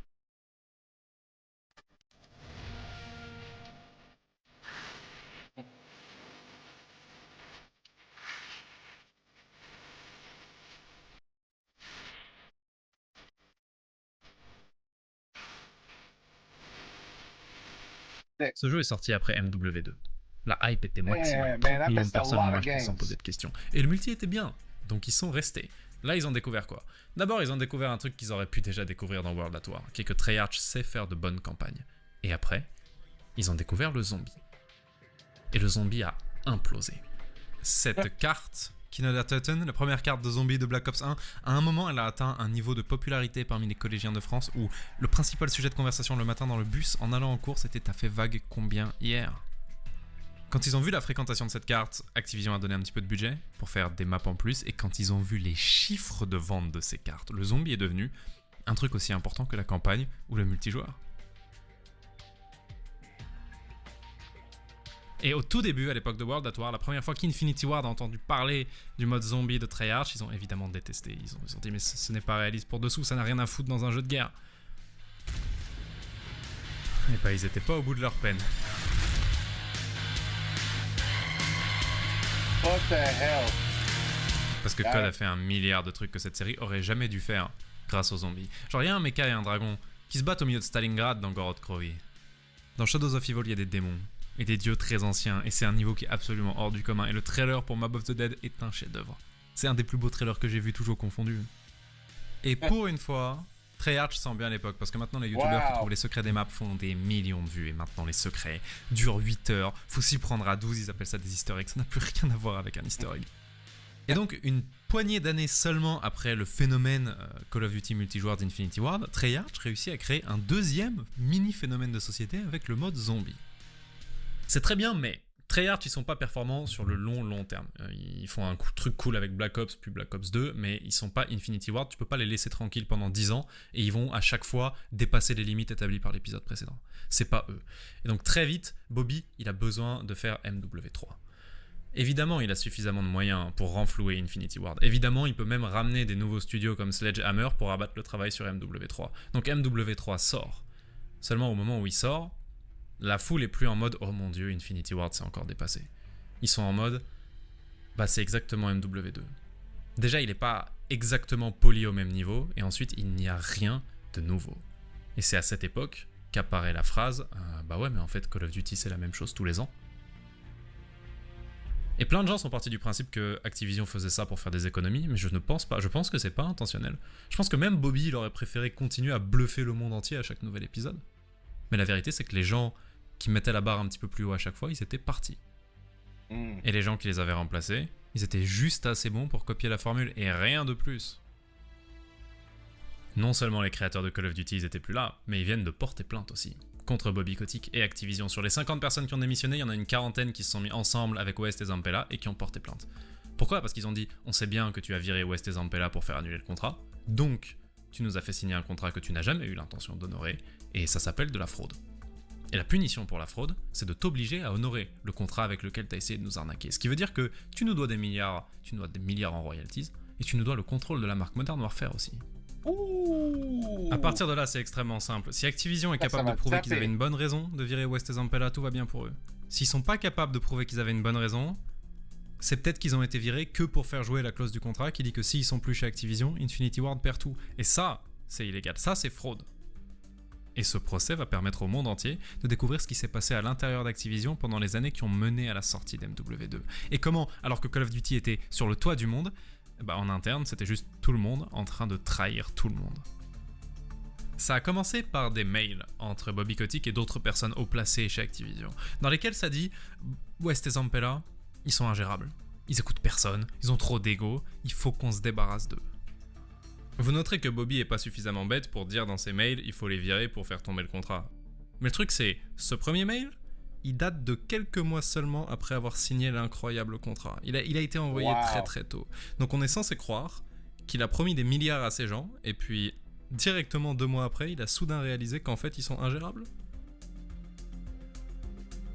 Et ces fameux mails vont devenir You also can't give your employees too much power. You can't.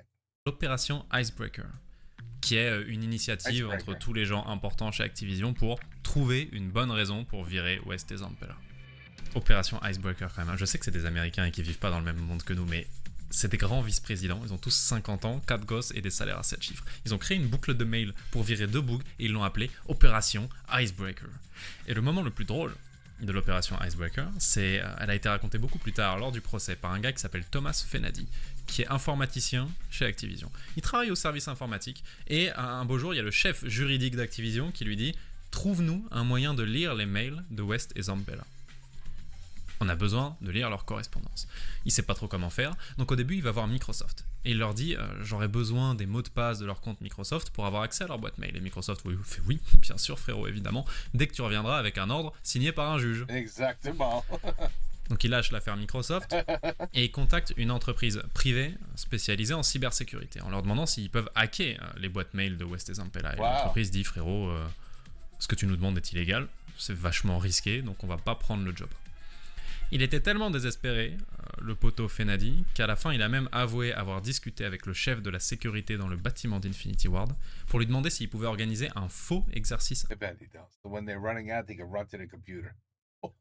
incendie. Tout le monde descend dans la cour, ils oublient de verrouiller leur PC et lui il peut copier leur mail.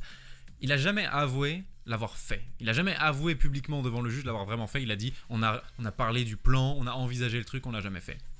Est-ce que vous savez d'ailleurs pourquoi c'est le chef du service juridique qui a donné cet ordre à Fenady? Pourquoi pas n'importe qui d'autre? Parce que le chef du service juridique est un avocat. Et Activision s'est dit, si un jour quelqu'un demande à Fenady de témoigner, on n'aura qu'à dire que cette conversation est protégée par le secret professionnel. Ce qui n'a pas marché, d'ailleurs. Pendant le vrai procès, le juge a dit ben non, cette conversation n'est pas couverte par le secret professionnel. Et c'est comme ça qu'on a eu le témoignage extrêmement rigolo avec les alarmes incendie et Microsoft. Donc Fenady a jamais avoué avoir déclenché de fausses alarmes incendie, mais le fait est qu'il y avait régulièrement des exercices anti-incendie chez Infinity Ward. Et le fait est que Activision a mis la main à la fin sur les mails de West et Zampella, et ça on le sait à cause de ce qu'ils ont trouvé dedans. Ils ont trouvé que vers la fin du développement de MW2, West et Zampella avaient pris un jet privé affrété par EA pour rencontrer les boss de chez EA et discuter de la création d'un nouveau studio. Et Activision découvre qu'ils sont sur le point de se faire trahir en cherchant n'importe quoi qui leur permettrait de trahir West et Zampella. Donc tout le monde est en train de trahir tout le monde.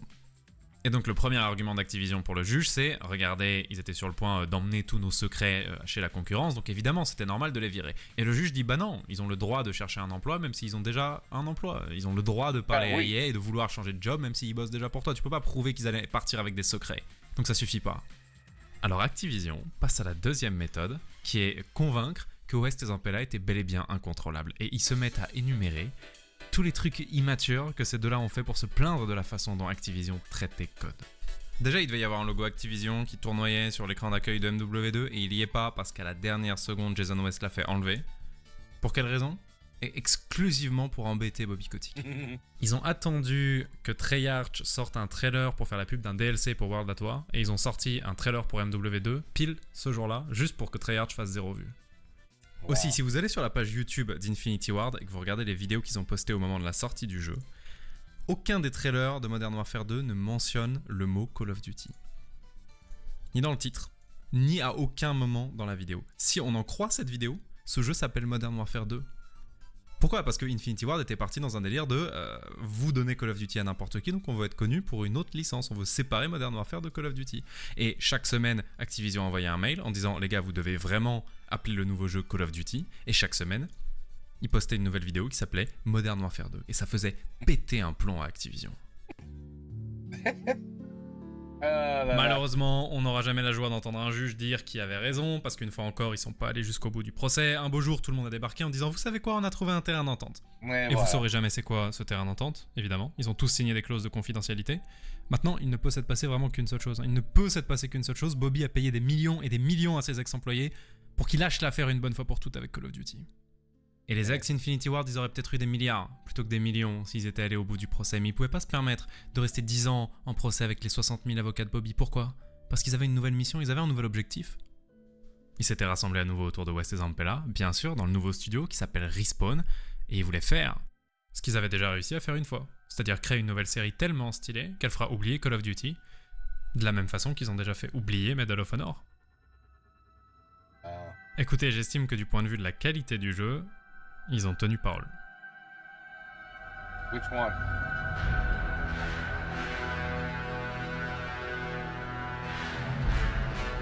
Never played this. Ils ont commencé par faire Titanfall, qui était une exclue Xbox et qui n'avait pas de campagne, il avait absolument aucune chance, mais c'était un bon coup d'essai. Et après, ils ont fait Titanfall 2, qui selon moi est le meilleur FPS jamais fait. C'est un des rares jeux que je considère comme parfait. Je ne toucherais rien à la formule si je pouvais. Je pense que c'est mathématiquement impossible de s'ennuyer pendant une partie de Titanfall 2. Wow, to say perfect and no one has ever been better?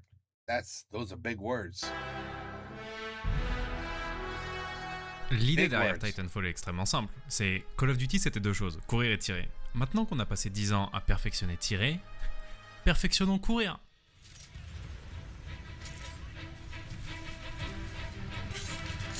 Et donc faisons un jeu où le simple fait de se déplacer à travers la carte est fun. Faisons un jeu où le système de déplacement est tellement technique, tellement beau, tellement plaisant, qu'il y a des gens qui font des vidéos sur YouTube où c'est juste bouger, tirer sur personne, et juste bouger sur de la musique chill.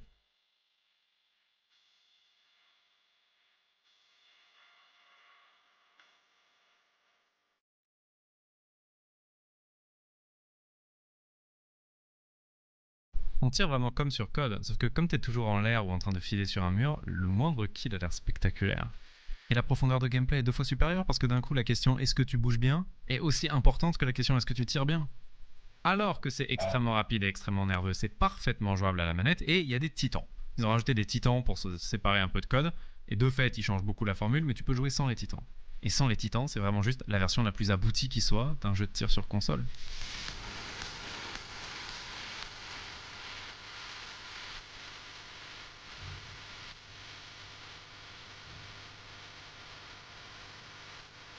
I don't know if I like the idea of being. It's like you can fly. You're flying around shooting. I don't know. I don't know if I like that idea. I'd rather be on the floor like normal, like a normal battlefield. Like here.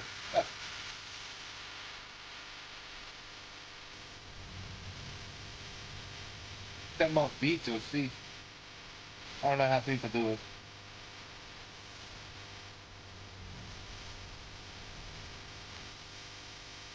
Jesus.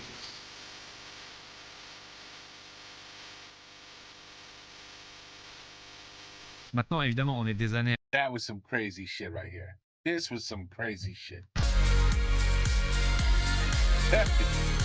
Maintenant, Wow. évidemment, on est des années après la sortie de ce jeu, tout le monde connaît toujours Call of Duty, et globalement, personne n'a joué à Titanfall. Donc il a dû se passer quelque Effectivement. chose. Ce qui s'est passé, c'est que I never heard pendant of qu'il it. travaillait sur Titanfall 2, Activision est évidemment pas resté sans rien faire. Bobby sait parfaitement à quoi Titanfall doit ressembler. Déjà, ça fait des années qu'Infinity Ward lui pitch le jeu en lui disant « s'il te plaît, laisse-nous le faire ». Et en plus, entre tous les gens qui sont partis et restés d'Infinity Ward, tout le monde se connaît, tout le monde se parle, Activision sait pertinemment ce que Respawn est en train de préparer. Maintenant, il y a ton ancienne équipe extrêmement dangereuse qui vient chercher ta place de numéro 1 en faisant un code futuriste avec des grappins et des jetpacks. C'est quoi ton meilleur move? Tu prends ta franchise qui est 100 fois plus connue, tu fais des grappins et des jetpacks. Et ben voilà. You cheat. You steal the idea.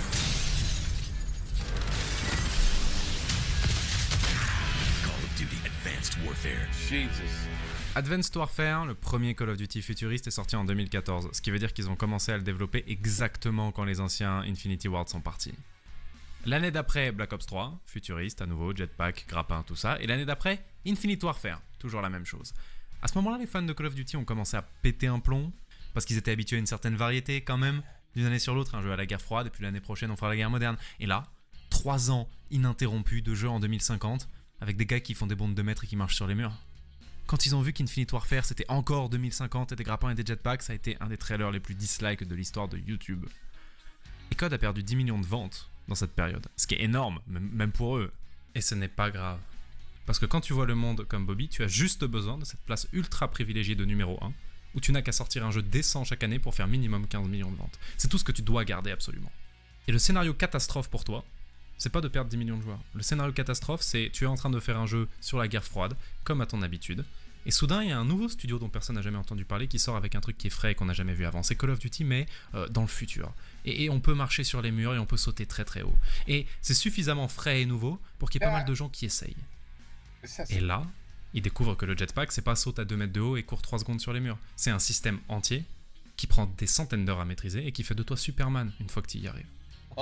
Ils découvraient que les maps, c'est pas des maps ordinaires de code avec 5 murs en plus sur lesquels tu peux wallrun, mais elles sont entièrement pensées pour le nouveau système de déplacement et elles sont littéralement des parcs d'attractions remplis de rampes de lancement desquelles tu peux t'envoler. Au passage, ils découvrent que l'équilibrage est beaucoup moins un problème dans ce jeu parce que la vérité c'est que si tu bouges beaucoup mieux que tout le monde dans la partie, on s'en fout de savoir quelle arme tu as. Tu es meurtrier avec quoi qu'il arrive. Et puis sur un malentendu, le bouche à oreille commence à faire tellement de bruit que l'année suivante, en novembre, c'est plutôt le numéro 1. Ça, c'est le scénario catastrophe. Ça, c'est la seule chose à éviter à tout prix, même si tu dois faire le même jeu pendant 3 ans. Et donc ouais, quand Infinite Warfare est sorti en 2016, il a fait que 15 millions de ventes, ce qui est extrêmement bas pour un Call of Duty. Mais il est sorti en face de Titanfall 2, qui aux yeux du monde entier ressemblait à un énième Call of Duty Jetpack, et il a fait 4 millions de ventes. Et Titanfall s'en est jamais remis, et il y a aujourd'hui encore pas de Titanfall 3. Et la 4 million copies is a failure. rivalité entre Bobby et ses anciens employés a continué jusqu'à aujourd'hui, dans la rivalité entre Warzone et Apex. Le problème, c'est que Warzone fait 10 fois les chiffres d'Apex parce qu'il est basé sur code qui est immense, alors que Apex est basé sur Titanfall, qui a flop. Est-ce que Bobby a tout gagné dans cette affaire? Bah, il a immédiatement remarqué qu'EA venait d'abandonner l'équipe la plus talentueuse du monde. Il les a achetés pour 5 millions. Yeah, Cette équipe a commencé à faire une franchise à succès et au moment où ils allaient se révolter et lui glisser entre les doigts, il leur a menti juste assez longtemps pour qu'il fasse de lui le plus gros éditeur du monde. Et quand cette équipe est revenue pour prendre sa place de numéro 1 4 ans plus tard, il a éteint leurs rêves en bâclant leur idée pendant 3 ans. Maintenant, je peux pas m'empêcher de penser que si ce jeu s'était appelé Call of Duty, tout le monde aurait pu le découvrir. Et certains joueurs auraient pas aimé, bien sûr, mais tout le monde aurait été obligé de constater que Call of Duty est plus ambitieux que jamais. Et les médias et les joueurs auraient dit regardez, alors qu'ils sont déjà numéro 1 et qu'ils en ont pas besoin, Infinity Ward continue à faire ce qu'ils ont toujours fait, et ce qu'ils ont notamment fait quand ils ont arrêté la Seconde Guerre mondiale. Ils testent des nouveaux trucs et surtout ils mettent toujours la barre plus haut. Et probablement que le portefeuille de Bobby s'y serait retrouvé à la longue, parce que c'est jamais mauvais pour le business de bluffer la terre entière. That's true. À la place, Code s'est assis sur sa place de numéro 1 et il a lentement continué à perdre des joueurs. Et évidemment que les ventes se sont pas améliorées quand ils ont lâché le jetpack. Parce que le problème n'était pas que les joueurs en avaient marre du jetpack, le problème était que les joueurs en avaient marre de jouer tout le temps au même jeu et le jetpack était fait si paresseusement que ça ne changeait rien. Donc on a eu la déchéance de Call of Duty, on a eu l'oubli de Titanfall et on a eu 10 ans de youtubeurs Code qui ont fait la même foutue vidéo à base de « Oh là là, mais qu'est-ce qui est arrivé à Infinity Ward ?» Parce qu'ils ont jamais compris que le nom d'un studio ça veut rien dire, que c'est trop facile de changer qui bosse dans une boîte, et s'ils avaient pris 2 minutes pour aller voir le seul truc important qui est les crédits à la fin, ils sauraient que les gens qui ont fait les jeux préférés de leur enfance, ils sont partis depuis 2009. Donc je pense pas que Bobby est le grand gagnant de cette histoire, je pense que c'est juste celui qui a perdu le moins. Je pense que si Infinity Ward et Bobby avaient été foutus de s'entendre, les 10 dernières années dans le FPS auraient été nettement plus intéressantes. Ouais. But you have two people with like a male alpha attitude, you know? I'm more important than you. Yeah, but you can't be you without me. Yeah, but without you can't complete your project. Well, without me, there is no project. Like they could just fight and fight and fight and just I'm better than you, you're better than me. You got this far because of me. And if you have that, unfortunately, c'est triste, mais ça fout tout en l'air. Ça fout tout en l'air. Now, if they were friends, understood each other better, you know, one guy, they respected each other more. Yeah, he's right. This could have been, who even knows? Who even knows? Nominee, yeah. I mean, a great review. Another freaking amazing review with enormous amount of information that I will not forget. I will not forget this story. I don't know if you guys are like, you know, sometimes you read something, you listen about something, you watch something. But 3 months later, it's out of your brain. You forget. I will not forget this. I will not forget. Next time I hear Call of Duty, holy shit, will I remember. Damn, you don't even know what they went through for you to play these kind of games. And the battle behind the scenes that you never knew about. Oh, he's right. Everybody does try to backstab you. He's not wrong. Voilà, j'espère que ça vous a plu. Oh, oui. Un immense merci à tous ceux qui ont déjà rejoint le Patreon, à tous ceux qui partagent, qui regardent. C'est beaucoup de travail, mais vous avez toujours été très bons avec moi, donc j'ai beaucoup de chance.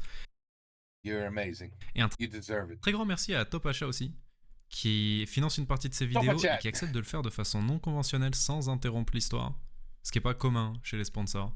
Donc voilà, je vous ai mis un lien à eux dans la description, si c'est dans vos moyens. Yeah, that's true. Prenez-leur un truc, parce qu'ils me mettent vraiment bien. Et ouais, à la prochaine. La prochaine. And now, 4 minutes of what went into this. This. Look at this. I just want to see. Oh, are these all his Patreons? Damn, that's a long list. Let's see. Yeah, okay. I thought maybe, sometimes at the end, people like, oh, you should have watched to the end. Okay, well, The Great Review. I don't think he plays that game. I don't think he does that. Anyway, amazing. I did not even know when I read this title, I had no clue we were about to talk about a game or Call of Duty. No idea. But because I said, oh, it's The Great Review, it's going to be great. I know it. Like I said, you could talk about, 50 different ways to how to shit in the toilet. And I'd be like, what? There's 50 different ways. Oh, that's stupid. What? Great Review? So, I want to listen. Go ahead, Great Review. Go ahead. Tell me 50 different ways of how to shit in the toilet. Go ahead. J'écoute. Allez. And I'll listen. Because he is unbelievable. Excellent storyteller. Ben voilà. I can't believe an hour and a half. Ben voilà. And I'm sorry, that's why it took so long for me to do the video. Because these videos take a certain day of the week, a certain time of the week. The suns have to align. The planets, not the suns. Well, the suns and other galaxies. No, that's a different video. Anyway, yeah, when the planets align properly, I can make videos like this. And it is I'm starting to get a little tired because it's late. But I made it. I was really saying to myself, I'm going to stop. I'll do the next part 2 tomorrow, and then I'll combine it. But no, man. I made it. And that's because The Great Review. That's why. Not some guy trying to wake up his friend at 4 a.m. with a seance. No. This is different. This is good shit. Valid, good, interesting information, and just done so well. And the damn games, I thought, most of the time, it looked like you're watching a movie. I really realize now how many Call of Duties I never played. It's crazy. I think I might have just played 3. That's really amazing. And I remember the last one I played was, campaign. That's what I meant. For me, Call of Duty campaigns are my favorite, not multiplayer. Anyway, great video, great review, and that's it. I'll see you tomorrow. À la prochaine.